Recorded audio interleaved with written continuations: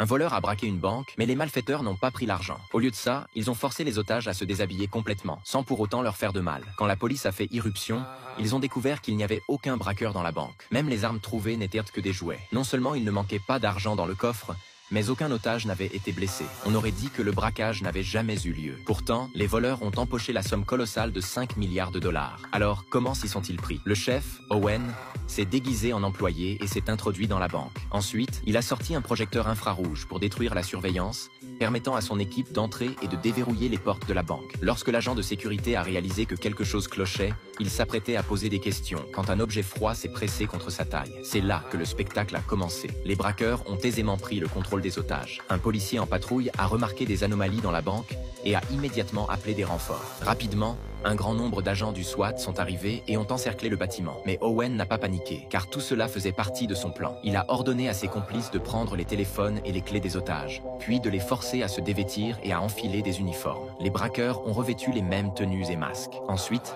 ils ont réparti les otages au hasard dans différentes pièces. À ce moment-là, le vieil homme est soudain tombé malade. Owen l'a immédiatement fait sortir pour qu'il reçoive des soins, un geste humanitaire visant à apaiser les otages, mais aussi une provocation envers la police. Une fois tous les préparatifs terminés, il était temps pour eux de passer aux choses sérieuses. Pourtant, Owen ne s'est pas laissé émouvoir devant tout l'argent liquide présent dans la pièce et a ignoré le coffre-fort pourtant plus précieux. Il a fini par atterrir dans un local technique. Puis il a demandé à son partenaire de déplacer les étagères et de commencer à défoncer le sol. Vous ne devinerez jamais ce qu'il cherchait réellement.